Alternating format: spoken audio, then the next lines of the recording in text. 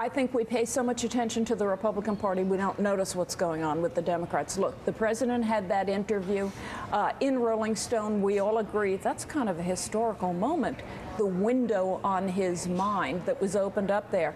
But when he made his charges against people who had voted for him in '08 who aren't showing up for him perhaps now, he was not answered with quiet on the left.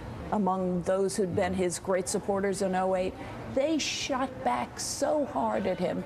We all know there is a leftist blogosphere, even as there is a right one.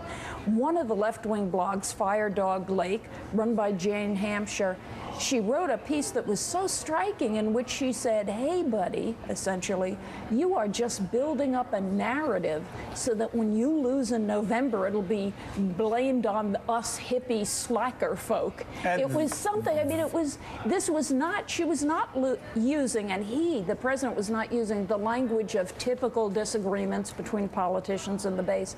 This was the language of alienation and estrangement. And that is happening, John, across the left, because I heard it on TV. Somebody else saying, how could he set up the Democratic base for failure? And that's what he's doing. We're hearing that in the blogosphere. We're hearing the president is going in Rolling Stone telling Jan Winter they're a bunch of whiners that want to take their ball and go home. This is striking. And it started a while ago, right? I mean, you think about what they see is they see when Robert Gibbs referred to the professional left. Then Joe Biden said that the people should stop whining. Now the president's saying this stuff in Rolling Stone.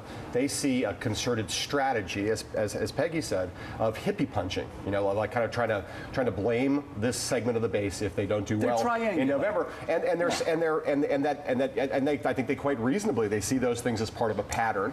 Right. That this is not an isolated incident where the president is lashed out. This is what the White House has decided to do, and they are angry about that because they believe that their job, and this is not. I mean, we have to make some distinctions about what we're talking about. That the president's base, to the extent that the Democratic Party has a base, labor unions, the African American vote, Hispanic voters, that's not what this is about. This is about a very small sliver that has a very large, loud microphone, megaphone, that is the activist base of the party, primarily on the internet. But those people, their view is, we are about principle, and you have betrayed the principles that we are in favor of. We thought you represented, and our job isn't to support you just because you're some cult of personality. Right. Our job is to fight for these principles, and you've walked away from them. That's their view.